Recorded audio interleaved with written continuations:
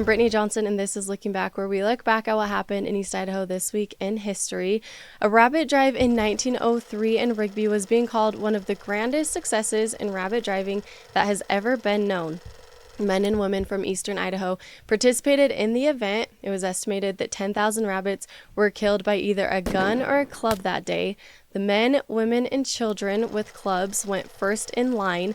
Vehicles then formed a second line, and those with guns were in the back to shoot any escaping rabbits that broke through those first two lines. And at some point, the rabbits were also led to a pen where they were corralled, and the Rigby Star said they were mercilessly slaughtered. Another rabbit drive was scheduled to happen 2 weeks later. Moving right along to 1932, a local doctor was on the scene of a fire that was burning his office when he was called to deliver a baby.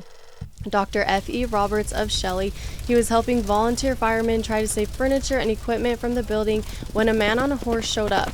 The man told the doctor that a woman was about to give birth. So Roberts immediately stopped what he was doing, ran inside his burning office, grabbed his satchel, and then he left on horseback. For 6 miles, the doctor directed the horse through snowdrifts to the remote ranch home of Emmett Murphy. She ended up delivering a baby girl. When Roberts returned to his office, he found that the fire caused $2,000 worth of damage to his office, a grocery store, and drugstore. It's not clear what caused the fire, but it was believed to have started in the basement under the grocery store.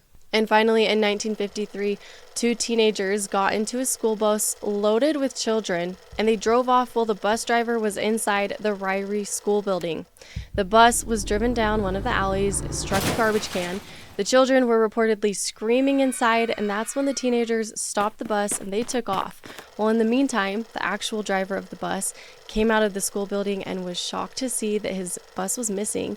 The bus was eventually located, it wasn't damaged, and no children were injured.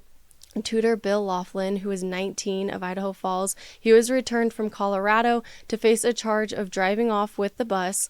A warrant was issued for Donald James, who was 19 of Los Angeles, also on the same charge. Thanks for tuning in to this week's Looking Back, brought to you by newspapers.com. We'll see you next time.